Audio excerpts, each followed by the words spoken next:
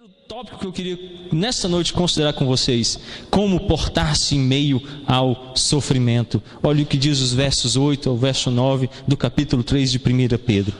Finalmente, sede todos vós de igual ânimo, compadecidos fraternalmente, amigos, misericordiosos, humildes, não pagando mal por mal, ou injúria por injúria. Antes, pelo contrário, bendizendo, pois para isto mesmo fostes chamados, a fim de receberdes bênção por herança. Pedro apresenta alguns sentimentos próprios aos cristãos para que possam suportar as lutas. E ele diz então: sede todos de igual ânimo.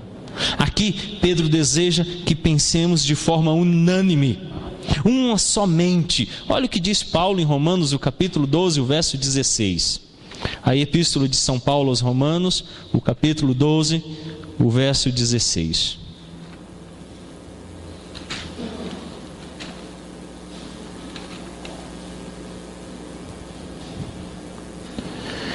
Tendo o mesmo sentimento uns para com os outros, em lugar de serdes orgulhosos, condescendei com o que é humilde, não sejais sábios aos vossos próprios olhos.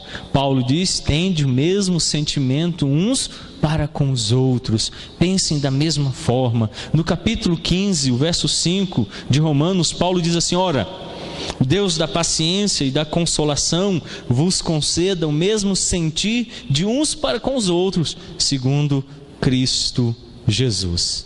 E em Filipenses, o capítulo 2, a epístola de São Paulo aos Filipenses, capítulo 2, o verso 2, Paulo diz assim: completai a minha alegria, de modo que penseis a mesma coisa, tenhais o mesmo amor, sejais unidos de alma, tendo o mesmo sentimento. Se há uma ideia que Pedro está apresentando aqui, é de que quando nós sofremos, tenhamos a mesma mente, que a igreja esteja unida, que a igreja seja um corpo. Portar-se em meu sofrimento exige da igreja ser uma única unidade.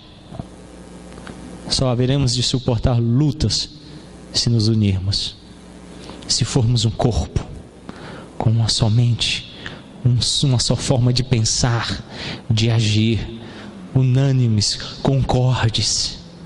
A ideia que Pedro traz é essa: vocês vão passar por lutas, diz Pedro à igreja, mas tenham o mesmo ânimo.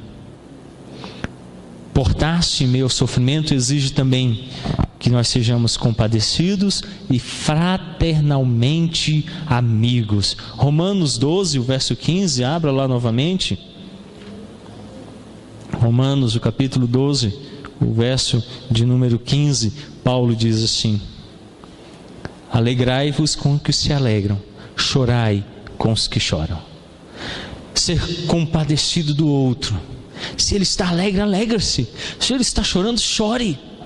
Isso faz com que haja força para suportar sofrimento, haja força para passar em meio às provações, às lutas, às perseguições, às angústias.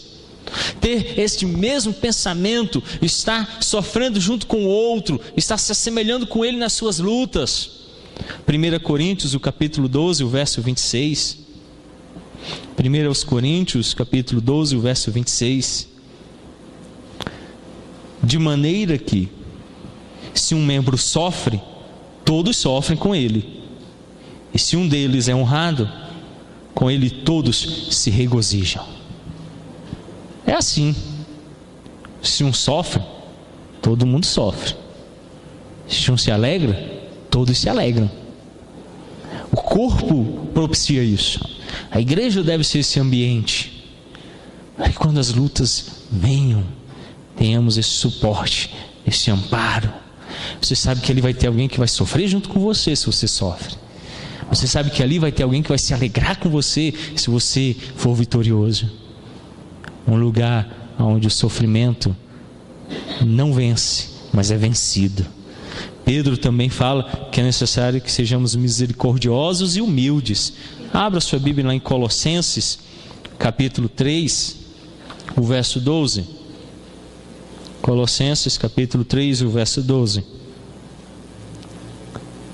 Revesti-vos, pois, como eleitos de Deus, santos e amados, de ternos afetos de misericórdia, de bondade, de humildade, de mansidão, de longanimidade.